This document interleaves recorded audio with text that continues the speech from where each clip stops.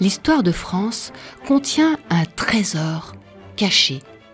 Et ce trésor, si on le sort de l'oubli, pourrait nous permettre d'échapper au fléau qui commence à s'abattre sur le monde. Ce trésor, que la plupart des Français ignorent, c'est la mission divine de la France. Pour nous en convaincre, il suffit d'analyser l'histoire de France sous cet angle si éclairant. Au baptême de Clovis, saint Rémy avait prophétisé que le royaume de France serait plus grand que tous les autres royaumes. Et il est vrai que pendant des siècles, la France a eu une prépondérance reconnue par les autres royaumes. Le pape Grégoire VII a écrit « Les rois de France sont au-dessus des autres rois, autant que les souverains sont au-dessus du peuple. » Aussi, la civilisation française et sa magnifique culture étaient la référence au niveau international. En fait, cette grandeur de la France provient de sa mission. En regardant l'histoire, on constate que la France a connu le bonheur et la prospérité chaque fois qu'elle est restée fidèle à sa mission. Et elle a été rudement châtiée quand elle était infidèle. Exactement comme le peuple hébreu dans l'Ancien Testament. De nombreux successeurs de Clovis ont été fidèles à la promesse de leur sacre, gardiens de l'amour du Christ. Et voici l'un des plus grands rois, qui a accompli mieux que tout autre la mission divine de la France, apportant d'immenses bienfaits à notre pays, Saint Louis.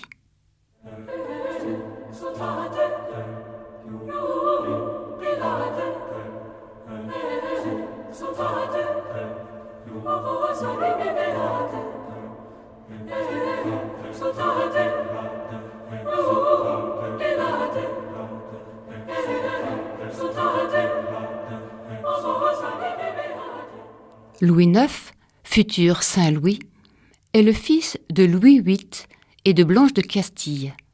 Sa mère, très croyante, l'élève dans une foi profonde. Tout comme le grand roi Salomon, Saint Louis, à l'âge de 12 ans, voit mourir son père. Alors, pour éviter que les barons ne démembrent le royaume, Saint Louis est très vite sacré roi à Reims en 1226. Alors qu'il n'est encore qu'un enfant, il reçoit l'onction d'huile de la Sainte Ampoule et devient roi de France. Malgré son jeune âge, il fait preuve d'une grande sagesse. Avec sa mère Blanche, qui est devenue régente, il gouverne le royaume avec beaucoup d'intelligence et de diplomatie. Cependant, plusieurs barons puissants refusent d'être gouvernés par un enfant et une femme étrangère. Ils se révoltent et forment des coalitions contre le roi. Saint Louis, alors qu'il n'a que 15 ans, n'a pas d'autre choix que de partir au combat pour garder l'unité du royaume. Preux chevalier, plein de courage et de loyauté, il sort victorieux des batailles. Alors, les barons, devant l'éclat de son triomphe, reconnaissent que Dieu est avec lui et se soumettent à son autorité. Le jeune Louis parvient peu à peu à pacifier tout son royaume. Sa plus grande victoire est d'obtenir enfin la paix avec l'Angleterre. À l'âge de 20 ans, Louis se marie avec Marguerite de Provence. Ils formeront un couple profondément uni et élèveront leurs enfants avec beaucoup d'amour. Pour Saint Louis, sa mission de roi est avant tout d'attirer sur son peuple les bénédictions de Dieu. C'est pourquoi il supplie le Christ dans ses prières. Il consacre plus de 6 heures par jour à prier, même lors de ses épuisantes chevauchées. Il demande à Dieu de le guider dans ses décisions et il fait de nombreux sacrifices. Il jeûne souvent, se mortifie, porte un cilice autour des reins. Tous ces sacrifices, il les offre à Dieu pour obtenir la paix et le bonheur pour son peuple. et il est exaucé. Saint Louis ressemble étonnamment au roi Salomon. Comme lui, il fait preuve d'une sagesse hors du commun. Sous son chêne, Saint Louis rend la justice avec beaucoup de calme et de discernement. Il veut être accessible à tous, surtout aux pauvres, qui viennent nombreux demander ses jugements. Saint Louis est si sage et si juste que les puissants de France et des autres royaumes font appel à lui. Il est même appelé pour être le juge entre l'empereur germanique et le pape. Saint Louis aime tant la justice qu'il la développe dans tout le royaume. Et c'est lui qui met en place les bases de la justice actuelle. D'ailleurs, une bonne partie du vocabulaire juridique vient de lui, comme par exemple la cour, qui était la cour royale, ou encore le palais de justice. Saint Louis veille à ce qu'il n'y ait plus d'abus de pouvoir dans tous les domaines, et il organise les corporations de métiers, afin que de belles valeurs règnent dans le travail. Alors, le prestige moral de la France rayonne sur le monde, et Saint Louis assure à son pays une prospérité inconnue jusqu'alors. Que de richesse, que d'abondance sous le règne de Saint Louis. Exactement comme au temps du roi Salomon. Et comme lui, Saint Louis peut participer à la construction de magnifiques demeures pour Dieu, les cathédrales. Élancées vers le ciel avec leurs immenses vitraux colorés, Notre-Dame de Paris, Chartres, Saint-Rémy, Reims, véritables joyaux de la France.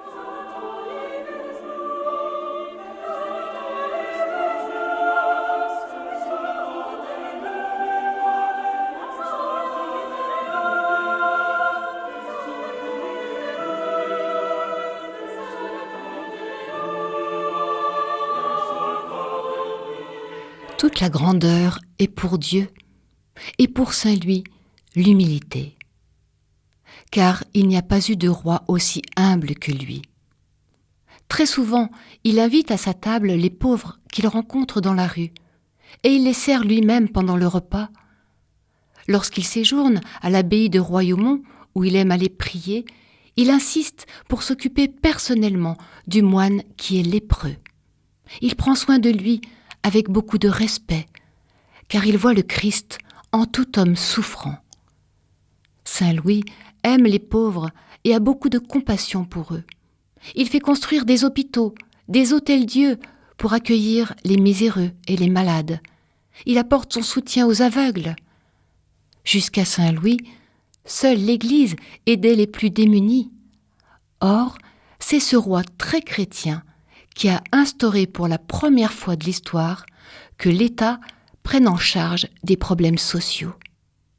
Et Saint Louis favorise également l'instruction dans son royaume. Il cofonde la Sorbonne, où il a à cœur d'accueillir des étudiants pauvres. Tout le peuple aime profondément Saint Louis.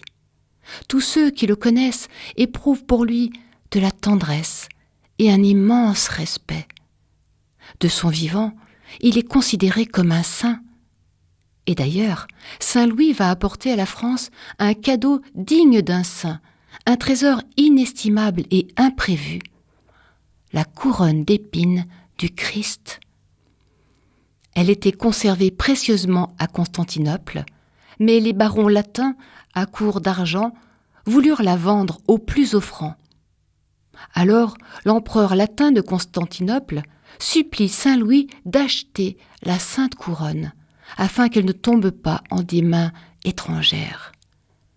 Le roi de France, bouleversé par un si grand honneur, acquiert la précieuse couronne et fait construire un écrin digne d'elle pour la conserver, la magnifique Sainte-Chapelle. Lorsque la couronne arrive à Paris, le roi ôte ses vêtements royaux, revêt une simple tunique et, pieds nus, il transporte l'inestimable relique à Notre-Dame de Paris, puis jusqu'à la Sainte-Chapelle. Depuis lors, la couronne d'épines demeure en France, tel un palladium, puissant bouclier protecteur. Saint Louis est parti en croisade pour tenter de délivrer le tombeau du Christ. Il n'y parvient pas et meurt à Carthage d'une épidémie de dysenterie après 43 ans de règne. Ses reliques sont rapportées à Paris, dans la basilique Saint-Denis. Et sur leur passage, des miracles se produisent, d'inexplicables guérisons. Près de son tombeau, les miracles se multiplient à un point tel que des foules viennent implorer son intercession. Saint Louis, qui avait fait tant de bien durant sa vie, continue à en faire, même après sa mort. Il est très vite canonisé, car personne ne peut douter de sa sainteté. La France, sous le règne de Saint Louis, a atteint une grandeur et une puissance extraordinaires. Tant de prières, de foi et de sacrifices, tant de justice et d'amour des pauvres de la part du roi ont obtenu pour la France une pluie de bénédictions divines. Elle était considérée par les autres pays avec beaucoup de respect et d'admiration. En fait, tout comme le roi Salomon, Saint Louis a aidé son peuple à se rapprocher de Dieu et à respecter davantage ses 10 paroles de vie. Et c'est cela précisément qui a apporté le bonheur et la prospérité. Telle est la grande promesse annoncée pour la France.